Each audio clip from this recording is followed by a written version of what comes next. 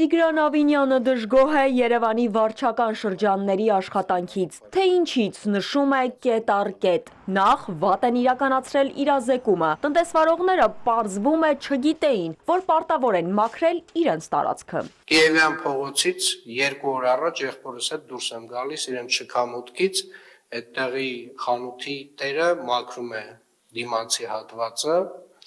եւ ինձ ասում է ինձ սրա համար փող պետք է տաք։ Այսինքն այդ մարդը չգիտի, որ ինքը պարտավոր է դա անել։ Ավինյանը զարմանում է, թե ինչու մարդիկ չեն տուգանվել։ Հիմա արդեն պահանջում է պատասխանատվության կանչել այն պաշտոնյաներին, որոնք չեն գնացել տնտեսվարողների հետևից։ Նոր տարին նոր բեռեր նաև աղբամանների համար։ Այս դեպքում տնտեսվարողները կապ չունեն։ Քաղաքապետը դժգոհ է նաև աղբահանությունից։ Հատուկ մի 2 տարի առաջ քննարկեցինք, հատուկ աշխատակիցներ առանձնացրեցինք, որպեսզի վարչական շրջանները ունենան գործիք աղբահանության մաքրման հետ կապված աշխատանքները պատշաճ իրականացնելու եւ նմանատիպ դեպքերում մայթեր, բակեր եւ մնացյալ այլ տեղերում, երբ որ ձյուն է գալիս, ունենան այդ ներուժը որոշ չափով աշխատացնեն այդ մարդկանց, որպեսզի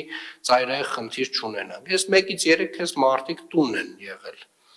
Նոր տարի էին անում։ Զեկուցվող հարցերից հայտնի դարձավ, որ մի քանի մանկապարտեզի վերանախագծման մրցույթ չի կայացել 4 անգամ։ Խնդրում եմ սեղմ ժամկետներում գործընկերների հետ հասկանալ, մենք իրար հետ աշխատում ենք, թե չենք աշխատում, որովհետև կամ ֆինանսավորման չափն է խնդիրը, որ 4 անգամ չի կայացել, կամ ինչ որ մի բան է տեղ առաջադրանքում գրած, որ այտենց բոլոր նախագծողների մոտ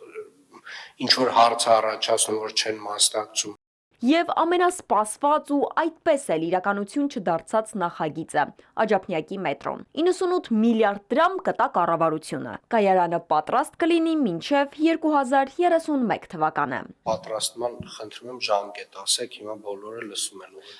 Ես կարծում եմ մինչև այս ամսվա վերջ մենք արդեն կունենանք նախագիծը։ Շատ լավ, ֆիքսեցինք փետրվարի առաջին գործակարգավարականին դուք զեկուցում եք 2-ով, որ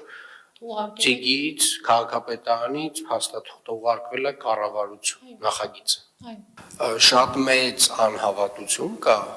մեր բնակչության շրջանում այս խոշոր ծրագրերի հետ կապված, մասնավորապես Աջափնյակի մետրոյի, եւ իրականում կարծում եմ սա նաեւ եւս մի գործոն է, որպեսզի այդ համատարած